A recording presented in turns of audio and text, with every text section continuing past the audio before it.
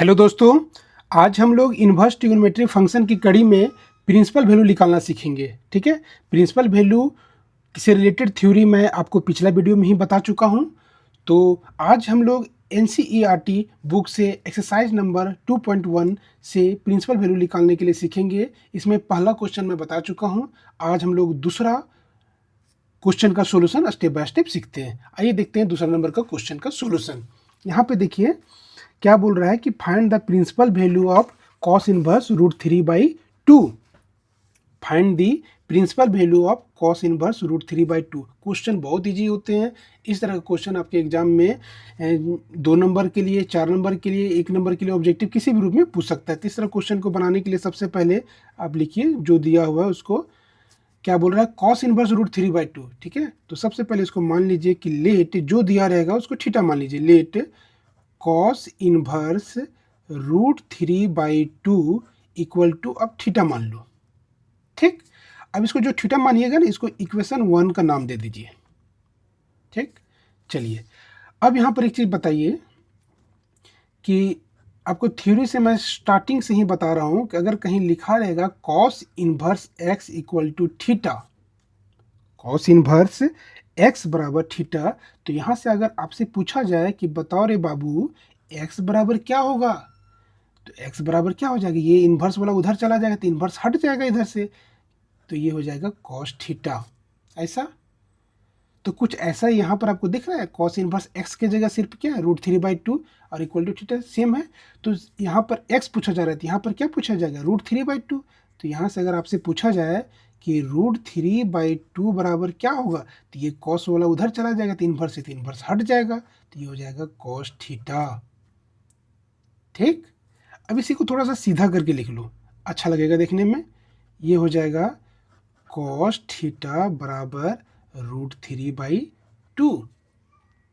ठीक, अब यहाँ से ये जानने का प्रयास कीजिए कि ये कॉस थीटा बराबर √3/2 है, तो ये √3/2 कॉस में किसका वैल्यू होता है, और साथ ही साथ आपको ये भी पता करना होगा कि कॉस का रेंज क्या होता है। यहाँ पर देखिए कॉस इनवर्स x का रेंज जो होता है 0 से पाई होता है। ठीक है, मतलब इसका जो वैल्यू आएगा वह 0 से 180 डिग्री के बीच में ही होगा, और 0 और पाई भी हो सकता है, इक्वल टू भी है ना, तो 0 और पाई के बीच में होगा या उसके बराबर होगा। ठीक है, उसी को लेना है, वही प्रिंसिपल वैल्यू आपका कहलाएगा। ठीक है, तो यहाँ पर देखिए √3/2 कॉस में किसका वैल्यू होता है वो तो आपको जानना पड़ेगा। तो आपको पता होना चाहिए कि कॉस 30 डिग्री का, कॉस 30 डिग्री का वैल्यू क्या होता है, √3/2 होता है ना।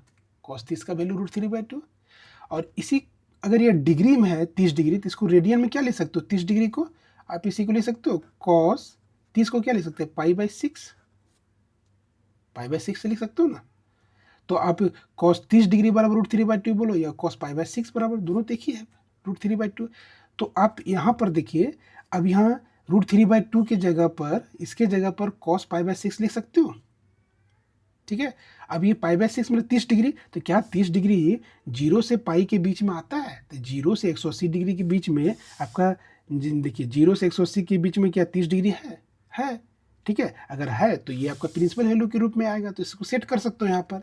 तो आप यहाँ से इसको लिख सकते हो इस तरह से कि कॉस थीटा बराबर √3/2 के बदले क्या लिख सकते हो, कॉस पाई/6।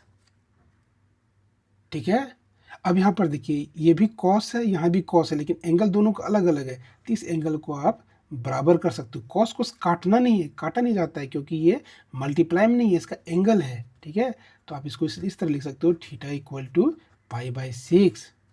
अब थीटा क्या माने हैं, तो जो इक्वेशन 1 में माने उसको लिख दीजिए। तो थीटा की जगह क्या हो जाएगा, कॉस इनवर्स √3/2 इक्वल टू क्या है यहाँ पे, पाई/6। ये थीटा के बदले यहाँ लिखे, ये कहाँ से आया, फ्रॉम इक्वेशन 1 से। ठीक है, ये आ गया वहाँ से।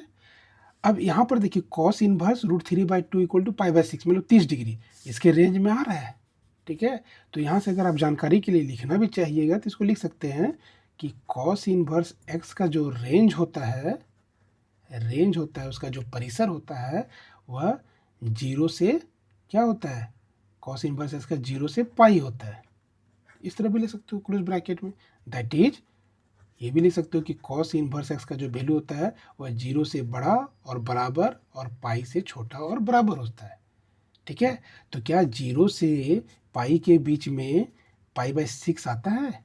अगर ये आता है तो ये इसका प्रिंसिपल वैल्यू ये होगा। ठीक है, तो ये आपका आंसर हो जाएगा। तो यहाँ से लिख सकते हो कि therefore the principal value of किसका, कॉस इनवर्स √3/2 इज क्या होगा, पाई/6। यही आपका आंसर हुआ। ठीक है, चलिए इस तरह क्वेश्चन आपसे बन सकता है। चलिए एक क्वेश्चन आप इसी तरह जैसे क्या है, find the principal value of cos inverse √3/2 है। तो आप एक क्वेश्चन बनाने का प्रयास कीजिए, इसी की जगह पर ऐसा रहेगा कि कॉस इनवर्स 1/2 रहे। इस तरह क्वेश्चन बनाइए। ठीक है, नेक्स्ट क्वेश्चन आपको आपके लिए है कि find the principal value of cos inverse 1/2, इसको बनाइए। ठीक है, चलिए ठीक है, मिलते हैं नेक्स्ट क्वेश्चन में। तो यहाँ तक अगर आपको वीडियो अच्छा लगा तो वीडियो को लाइक कीजिएगा और मेरे चैनल को सब्सक्राइब कीजिएगा। ठीक है, मिलते हैं नेक्स्ट वीडियो, तब तक के लिए धन्यवाद।